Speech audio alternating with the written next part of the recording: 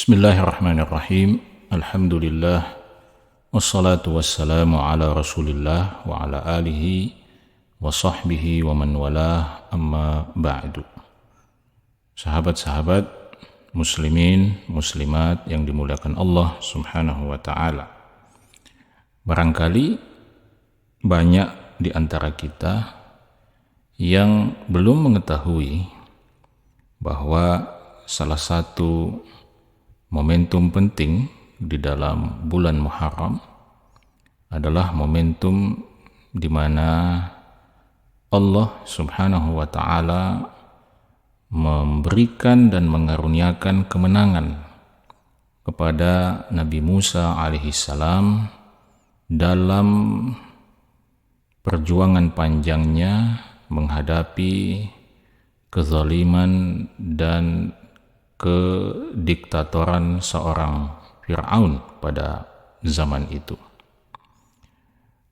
Bulan Muharram menjadi saksi sekaligus menjadi momentum di mana Allah subhanahu wa ta'ala memenangkan Nabi Musa alaihissalam dan menunjukkan, membuktikan bahwa beliau benar-benar adalah seorang nabi dan rasul yang diutus oleh Allah subhanahu wa ta'ala,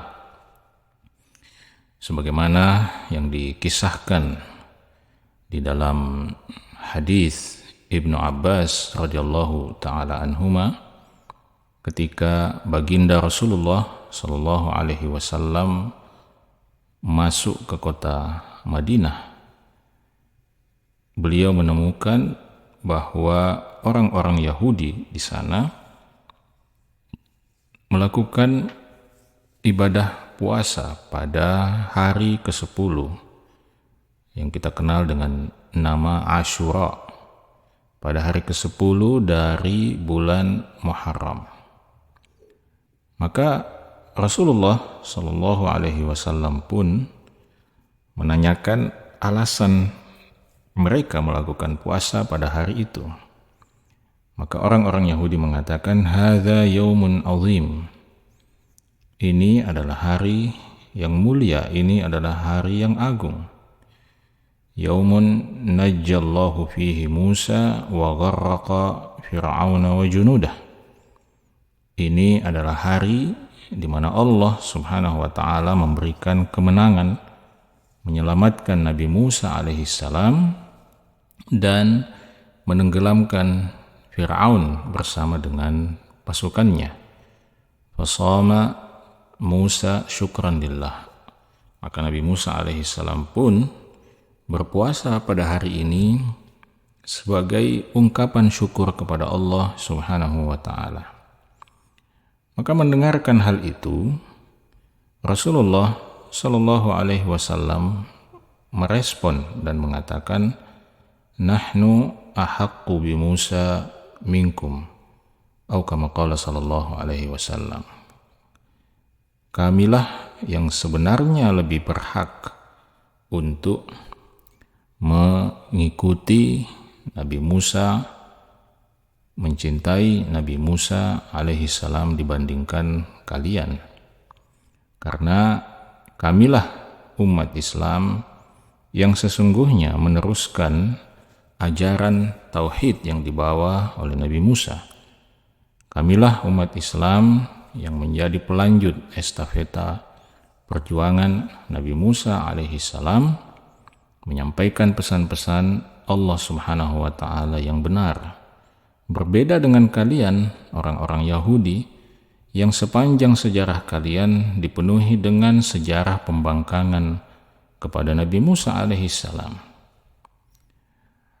Sahabat-sahabat sekalian yang dimuliakan oleh Allah subhanahu wa ta'ala, maka itu yang menjadi salah satu momentum penting di dalam bulan Muharram, di mana Allah subhanahu wa ta'ala menunjukkan kemahakuasaannya kepada kita semua tentang bagaimana segala sesuatu yang Allah subhanahu wa ta'ala inginkan untuk terjadi, maka ia tidak bisa dicegah, tidak bisa ditolak oleh siapapun ya, di antara manusia, sehebat apapun kekuasaannya, sekuat apapun kekuatannya, maka kita manusia tidak akan bisa menolak apa yang Allah inginkan.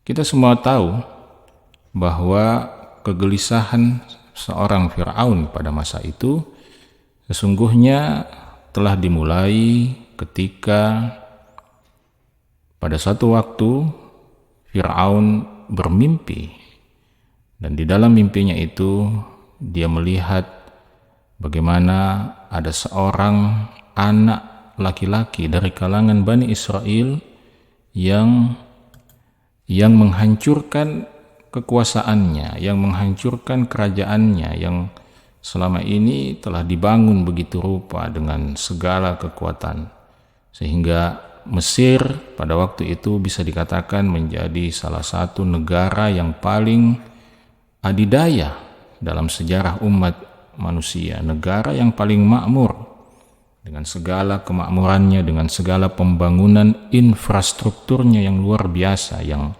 hingga hari ini masih mengundang decak kagum para ahli arsitektur dan juga mengundang kagum para ahli arkeologi di seluruh dunia. Tetapi kekuasaan yang begitu rupa itu Fir'aun saksikan sendiri di dalam mimpinya, bahwa kekuasaannya, kedikjayaannya sebagai seorang Fir'aun dihancurkan oleh seorang anak laki-laki dari kalangan Bani Israel.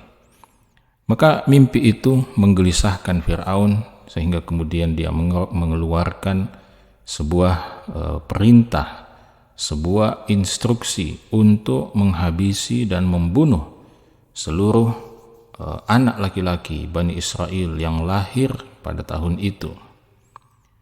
Kita semua mengetahui bahwa pasukan Fir'aun, kekuatan militer Fir'aun, kekuatan intelijen Fir'aun kemudian disebar begitu rupa untuk mendata, melakukan sensus bayi laki-laki yang diperkirakan akan hadir atau akan lahir pada tahun itu. Tetapi begitulah, ketika Allah SWT menghendaki sesuatu, maka sehebat-hebatnya tipu daya, muslihat, rencana manusia untuk mencegah itu tidak akan mungkin bisa mencegahnya. Maka kita tahu Allah SWT kemudian memerintahkan kepada ibunda Nabi Musa untuk menghanyutkan bayi Musa yang baru lahir di aliran sungai, yang kemudian dari aliran sungai itu, yang mungkin menurut perhitungan manusia bayi kecil ini tidak akan selamat. Bayi kecil ini besar kemungkinan akan mati dan tidak selamat di aliran sungai itu. Bisa jadi dia tenggelam, bisa jadi ada seekor buaya yang menerkamnya, dan macam-macam yang bisa terjadi di sana. Tetapi Allah SWT kemudian menghanyutkan Nabi Musa alaihissalam, lalu kemudian Allah hanyutkan hingga kemudian Allah arahkan sehingga kemudian bayi Musa kecil itu ditemukan oleh permaisuri Fir'aun, yang kemudian langsung jatuh cinta kepada bayi itu, terutama konon disebabkan juga karena mereka atau Fir'aun ini belum dikaruniai keturunan. Maka permaisuri Fir'aun pun mengambil bayi Musa itu, membawanya ke istana, membawanya ke jantung kekuasaan Fir'aun. Dia kemudian memperlihatkan bayi itu kepada Fir'aun, kepada suaminya, lalu kemudian melobi, membujuk suaminya agar menjadikan anak bayi itu sebagai anak angkat mereka. Kita lihat, sahabat-sahabat muslimin muslimat, bagaimana usaha dan upaya Fir'aun untuk menghabisi seluruh Bani Israel, seluruh anak laki-laki Bani Israel yang lahir pada saat itu, karena takut kekuasaannya dihancurkan oleh anak laki-laki itu. Tetapi Allah SWT justru menggiring bayi kecil, bayi laki-laki Musa yang nanti akan menghancurkan kekuasaan Fir'aun itu, justru digiring oleh Allah Subhanahu wa taala untuk masuk ke dalam istana Firaun. Dikirim oleh Allah Subhanahu wa taala untuk langsung masuk tepat di jantung kekuasaan Firaun. Dijadikan anak, diasuh, dirawat oleh permaisuri Firaun. Yang kemudian kita semua tahu dengan caranya Allah Subhanahu wa taala kemudian menghadirkan kembali ibunda Nabi Musa alaihissalam untuk menyusui dan merawat Nabi Musa alaihissalam di tempat yang teraman pada saat itu di Mesir. Di tempat yang teraman, yaitu di dalam istana Firaun. Mengingat intelijen Firaun, polisi-polisi Firaun, tentara-tentara Firaun telah menyebarkan agen-agennya ke segenap penjuru Mesir, sehingga penjuru Mesir pada waktu itu tidak menjadi tempat yang aman. Sehingga satu-satunya yang menjadi tempat yang aman adalah istana Firaun. Dan di sanalah Allah Subhanahu wa taala mengarahkan Nabi Musa alaihissalam. Di sanalah Allah Subhanahu wa taala menitipkan Nabi Musa alaihissalam. Dia dijaga oleh Allah Subhanahu wa taala. Nabi Musa alaihissalam dijaga oleh Allah Subhanahu wa taala justru di dalam jantung kekuasaan musuh Allah Subhanahu wa taala, di dalam istana Firaun. Sehingga kemudian Nabi Musa tumbuh menjadi seorang pemuda yang dewasa, dan ketika itulah kemudian dengan kisah yang cukup panjang, kemudian pada akhirnya Nabi Musa mendapatkan wahyu dari Allah Subhanahu wa taala, yang kemudian wahyu itu disampaikan, ya, didakwahkan kepada Firaun. Tetapi dengan semua penjelasan yang diberikan oleh Nabi Musa itu, kata Allah Subhanahu wa taala di dalam surah An-Nazi'at, fakadzdzaba wa 'asa. Ternyata Firaun mendustakan dan menolak, menurhakai apa yang disampaikan oleh Nabi Musa. Tsumma adbara yas'a. Dia berpaling meninggalkan Nabi Musa, fahasyara fanada. Lalu dia mengumpulkan rakyatnya, mengumpulkan pendukung-pendukungnya. Lalu di tengah kumpulan rakyat dan pendukungnya itu, fanada, dia menyeru, dia berpidato dengan suara lantang, faqala, dan mengatakan, ana rabbukumul a'la, akulah Rabb kalian yang tertinggi, akulah Tuhan kalian yang tertinggi. Kita lihat betapa bodohnya seorang manusia bernama Firaun ketika menyampaikan klaim bahwa dia adalah Rabb, dia adalah pencipta, dia adalah penguasa seluruh alam semesta ini. Singkat cerita, usaha Nabi Musa alaihissalam untuk mendakwahi Firaun tidak berhenti sampai di situ, sehingga kemudian Firaun merasa perlu untuk membuat dan menyebarkan sebuah pencitraan yang buruk terhadap Nabi Musa alaihissalam. Sehingga kemudian Firaun menyebarkan sebuah isu bahwa apa yang dibawa oleh Nabi Musa alaihissalam itu tidak lebih dari adalah sebuah sihir. Apa yang dibawa oleh Musa itu tidak lain adalah merupakan bentuk sihir. Karena itu kita kemudian tahu bagaimana Firaun lalu mengumpulkan para tukang-tukang sihirnya, ya, tukang-tukang sihir terbaik, ya, di bawah kekuasaan Firaun dikumpulkan untuk menghadapi Nabi Musa alaihissalam. Di dalam surah Asy-Syu'ara Allah mengatakan, fajumi'as saharatu limiqati yaumin ma'lum. Maka dikumpulkanlah para penyihir itu limiqati yaumin ma'lum, pada waktu hari yang telah disepakati atau telah ditentukan. Wa qila linnasi hal antum mujtami'un. Lalu kemudian disampaikanlah kepada seluruh manusia, seluruh rakyat Mesir pada waktu itu, hal antum mujtami'un. Ya, tidakkah kalian segera berkumpul untuk menyaksikan peristiwa yang sangat penting ini, di mana para penyihir Fir'aun akan berhadapan dengan Nabi Musa alaihissalam.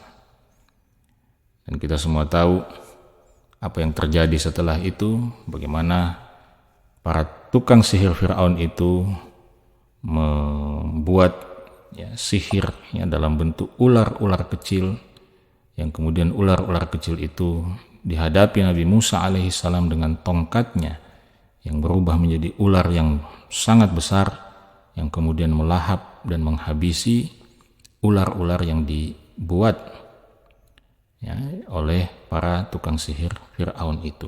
Disitulah lagi-lagi Fir'aun tidak kuasa untuk melawan ketetapan Allah Subhanahu wa ta'ala. Allah katakan faghulibu hunalik, maka dalam momen itulah mereka dikalahkan. Mereka dikalahkan wanqalabu sagirin, dan mereka pun berbalik menjadi orang-orang yang sangat hina. Orang-orang yang sangat hina. Sebelumnya mereka sangat merasa superior. Mereka sebelumnya merasa berada di atas angin, tetapi seketika itu juga berhadapan dengan Nabi Musa, mereka seketika itu juga menjadi sagirin, menjadi orang-orang yang lemah, menjadi orang-orang yang hina. Menjadi orang-orang yang hina. Dan yang lebih luar biasanya adalah apa yang terjadi pada para penyihir itu. Para penyihir yang tadinya sekumpulan penyihir yang kafir, karena sihir itu adalah perbuatan kufur. Para penyihir yang tadinya mendukung Fir'aun, para penyihir yang tadinya tidak beriman kepada Allah Subhanahu wa ta'ala, kemudian lantaran peristiwa itu menjadi salah satu bagian dari pendukung Nabi Musa. Disebabkan apa? Disebabkan mereka setelah peristiwa itu kemudian beriman kepada Allah Subhanahu wa ta'ala. Allah katakan dalam surah Al-A'raf, wa ulqiyas saharatu sajidin, dan para penyihir itu seketika itu juga bersujud kepada Allah Subhanahu wa ta'ala. Bukan hanya bersujud, tetapi kemudian mendeklarasikan keimanannya. Qalu, mereka mengatakan amanna bi rabbil alamin, kami beriman kepada Rabbul alamin, kepada Tuhan semesta alam, Rabbi Musa wa Harun, Tuhannya Nabi Musa dan Nabi Harun. Kita lihat bagaimana Allah Subhanahu wa ta'ala membalikkan keadaan itu kepada Fir'aun yang tadinya adalah pendukung sejati Fir'aun, sekarang berubah dalam seketika itu juga menjadi pendukung Nabi Musa alaihissalam, menjadi hamba-hamba yang beriman kepada Allah Subhanahu wa ta'ala. Maka Fir'aun pun semakin marah dengan situasi itu. Dia tidak punya lagi argumentasi, dia tidak punya lagi kekuatan supranatural untuk menghadapi Nabi Musa alaihissalam. Maka seperti yang biasa dilakukan oleh para tiran, para taghut, para diktator dalam sejarah dunia, mereka akan menggunakan kekuatan besi. Mereka akan menggunakan tangan besinya untuk menghancurkan atau untuk menghadapi kebenaran. Dan kita semua tahu, pada akhirnya kemudian Nabi Musa alaihissalam membawa seluruh pengikutnya, orang-orang yang beriman, untuk menyelamatkan diri sesuai dengan perintah Allah Subhanahu wa ta'ala. Nabi Musa membawa mereka ke tepian sebuah laut, dan di belakang mereka Fir'aun mengirimkan pasukannya. Bahkan pasukan itu dipimpin langsung oleh Fir'aun sendiri mengejar Nabi Musa dengan para pengikutnya. Dan kita lihat bagaimana Allah menguji keteguhan Nabi Musa, keimanan, keyakinan Nabi Musa alaihissalam. Bahkan sampainya pun mereka di tepi lautan, mereka belum tahu apa yang akan terjadi setelah itu, bagaimana mereka akan menyelamatkan diri setelah itu. Sementara di kejauhan mereka sudah melihat pasukan Fir'aun semakin dekat. Maka pada titik-titik yang krusial itulah, pada titik-titik yang menegangkan itulah, Allah SWT memerintahkan Nabi Musa untuk memukulkan tongkatnya. Memukulkan tongkatnya ke tepi laut, ya, dalam situasi para pengikut Nabi Musa sudah sangat tegang.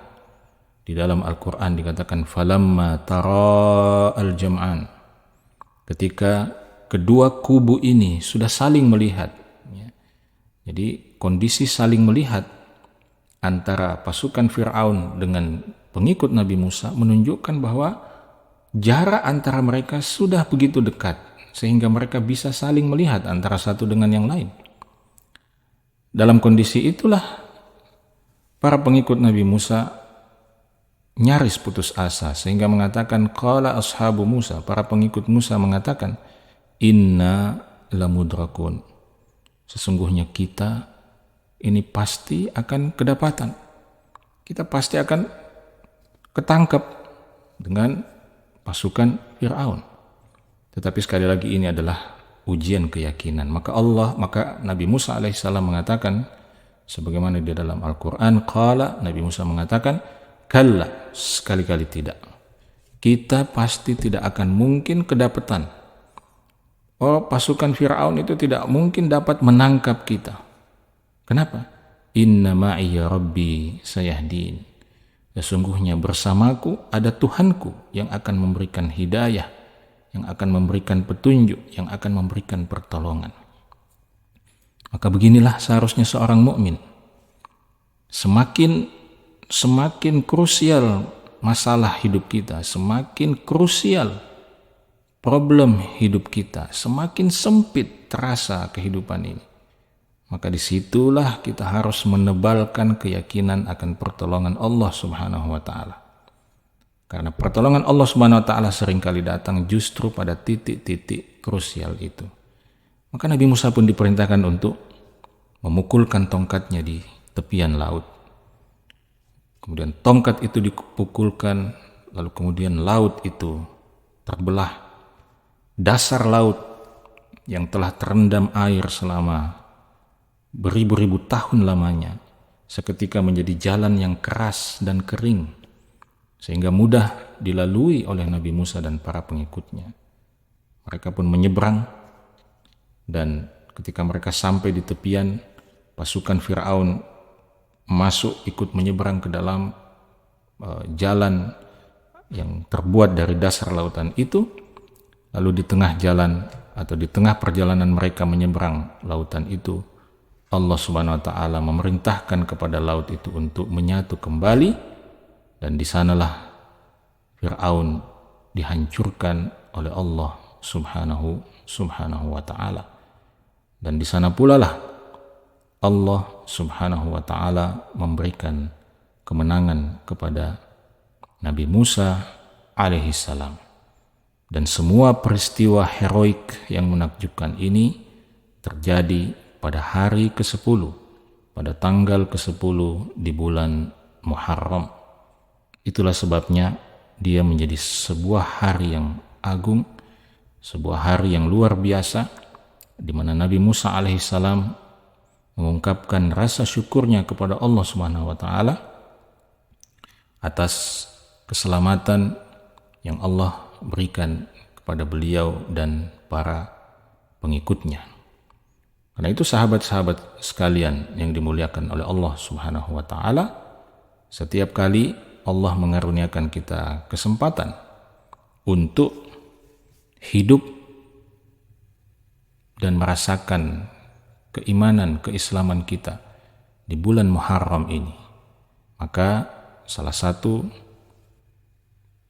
kisah yang patut untuk kita renungkan adalah kisah Nabi Musa alaihissalam yang diberikan kemenangan oleh Allah Subhanahu wa Ta'ala setelah pertempurannya yang panjang menghadapi tirani, menghadapi kezaliman sosok Fir'aun yang diabadikan di dalam sejarah sebagai salah satu sosok yang terlaknat dan dilaknat oleh Allah Subhanahu wa ta'ala.